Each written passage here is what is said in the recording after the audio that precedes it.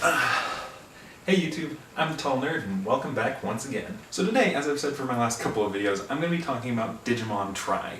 Now if you don't know what this is, that's okay. You've probably heard about it once or twice, but it was probably a few years ago, so I don't hold it against you if you don't know what I'm talking about. So let me give you a little bit of background information and let you know what this is. So a few years ago was the 15th anniversary of Digimon's first anime, and so it was decided to make a new anniversary series for the franchise to celebrate that event. But they wanted to make it special. So instead of just making a normal anime series, they decided to make a 6-part movie series that would tell a whole new story. And gotta say, I think that's pretty bold and pretty, well, unexpected, really, is the best thing I can say. So in late 2015, the first of the movies came out, and 4 of them have come out to date. The 5th one will be out later this year. Of course, these movies are only showing in Japan, not anywhere else, at least not to my knowledge, but you can still watch them. If you have Crunchyroll, or I think there's a few other places as well, you can watch it there, but not as movies. They've gone ahead and split it up into more regular anime episodes. In fact, when I first saw them, I didn't realize that they were supposed to be movies, although it makes a lot more sense when you view them as movies. At least I think so. So Digimon Tri is an all-new adventure, but with the original cast from the series.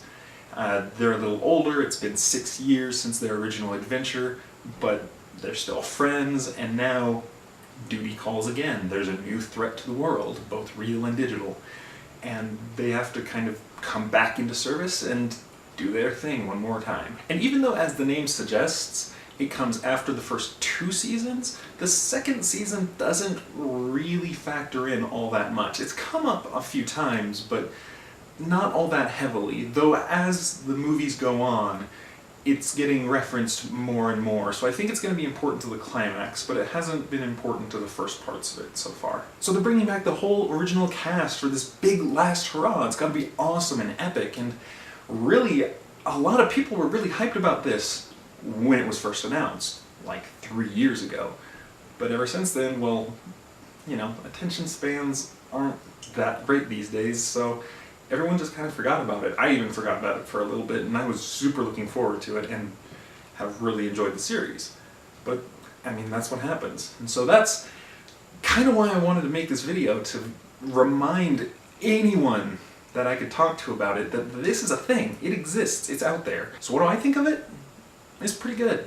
I'm not going to say that it's just amazing or the best thing I've ever seen, but it's good. I like it. I think it's pretty awesome, and I'm going to let you know why. Honestly, most of the reasons why I love Digimon Tri is, in addition to it just being Digimon, is also the fact that the creators decided that since this is an anniversary series, that they wanted to make it and focus it towards the fans of the original show, so people like me who were kids at the time but are now adults. So they decided to have this series grow up with the fans, and so it can tackle more serious issues, and I love that. The characters are older now. They're in their late teens, and so they have a very different perspective on the world as compared to when they were, you know, 10, 11 years old and going on their first adventure. All of a sudden, they're looking at these giant Digimon battles as not just, okay, we're the good guys, they're the bad guys, we need to win, they need to lose, but they're also looking at, well, yeah, we need to win, but we're about to knock over a building. We're, you know, our Digimon is going to step on that bus. People could end up hurt or dead, and even if everyone's okay, there's going to be a lot of destruction because of this fight that we're having. Or others going, you know what, we're a bunch of kids. Why are we responsible for this? Why isn't the government or the army step up and take care of this? Why is it that whenever these things happen, we have to get ripped away from our lives and put life and limb on the line in order to fix it? Why are we the ones responsible? On top of that, they're still teenagers. They're trying to figure out how to express themselves, what they want to do with their lives, things like that. So all of these, you know, doubts and hopes and dreams and all this stuff is coming together and just making for a more interesting story. At least for me, I think so. And on top of that, the action feels way cooler in this series. I mean, let's be honest. The original series was for kids, and their fights were very formulaic. You exchange blows for a bit, somebody digivolves, you call out the name of your attack, and it's pretty much over. There might be a little bit more than that to some of the bigger fights, but that's basically all there is. The fights in Digimon Tri, that's a different story. There's a lot more fighting without using named attacks. The named attacks still happen, and they're still used, and they're still effective, but there's a lot more just, kind of brawling, just fighting tooth and nail, and it feels a lot faster. You're not just stopping the action to, okay, and now I use my attack. Instead, it's part of the action. It's one more move that you can throw into the mix. And that's awesome. And also the Digivolutions, they don't just stop and go through this long sequence of transformations. The transformation sequences come up, they're not gone entirely, but they feel more streamlined to me. And I like that a lot. That's good stuff. And to go with this more adult tone, there's a more adult art style. It's not as cartoony as the original was. I gotta admit, I don't really have a favorite of the two. I like them both. But I think that it does go well with the new direction that they've taken this particular series. Although it has been pointed out to me that some of the faces are, well, they could be better. Let's just say that. And really, along with everything else, there's just one big thing that makes me just fall in love with this series all over again every time I watch a new part of it. And that's just the fact that it is these characters. And it is this world. And not just because it's something that I watched as a kid, but because it was something that was really important to my childhood. It was something that I loved, and it was something that taught me a lesson, which, come on, that's what a lot of kids' shows do. But Digimon, I don't know, I feel like it did it in a sort of different way. It wasn't just telling you, you need to be brave, you need to be friendly and kind, but it was showing it. And not just, oh yeah, you're a kind person, here's this superpower up. It was, we know that somewhere inside of you there is a courageous person, a friendly person, a hopeful person, but you need to prove it first.